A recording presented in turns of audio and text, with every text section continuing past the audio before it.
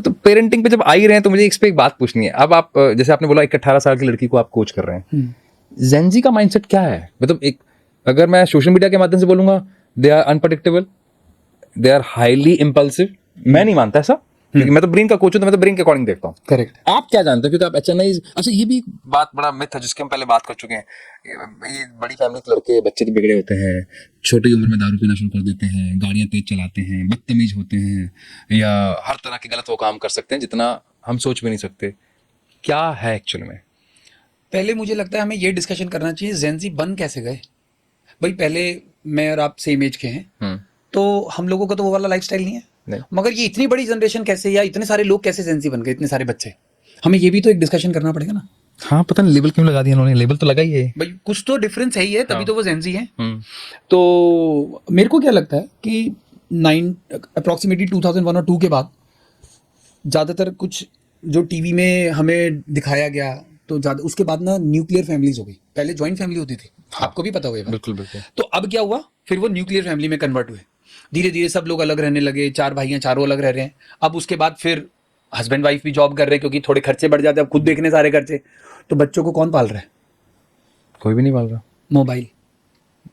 ठीक है। अब मोबाइल में जो उसका मन कर रहा है वही उसके सामने आ गया।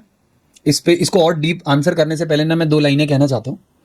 जिसको जैसी दिखे दुनिया उसे वैसी ही देखने दो, जिसको जैसी दिखे दुनिया उसको वैसी ही देखने दो, अपनी अपनी समझ है सबकी, सच क्या है जाने दो।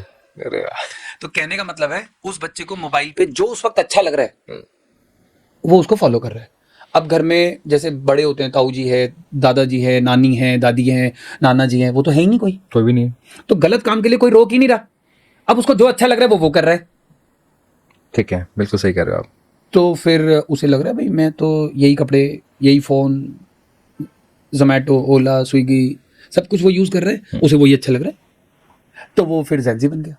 अब वो कहता है जी, भाई जैसे मान लो कोई बच्चा है, उसको हम ये कहते हैं अब अपने घर गई, अभी तू सिगरेट क्यों पी रहा है? पूरी दुनिया पी रही है देखो, तो उसे उतना ही दिख रहा है। तो कहने का मतलब है ये पूरी जनरेशन ना फिर खड़ी, अब पूरी रेडी है।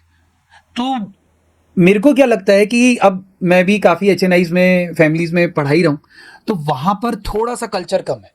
वहाँ कम है, उल्टा कम है, बहुत कम है, बल्कि मैं ज़्यादा भी नहीं कहूँगा। आप जो आपने बोला भाई गाड़ियाँ तेज चलाते हैं, नशा करते हैं, कुछ करते हैं, वो बहुत कम है। उल्टा है। मुझे लगता है सही मिडिल क्लास में ज़्यादा होगा, क्योंकि उनके एस्पिरेशंस ज़्यादा हैं। तो इसीलिए मुझे लगता है मैं जितना भी अभी तक जहाँ पे भी डील करा है, या बाई गॉड ग्रेस मैं यही कहूँगा, वहाँ मुझे हार्डली 10% होता है, वो भी टाइमली उनको रोक लेते हैं।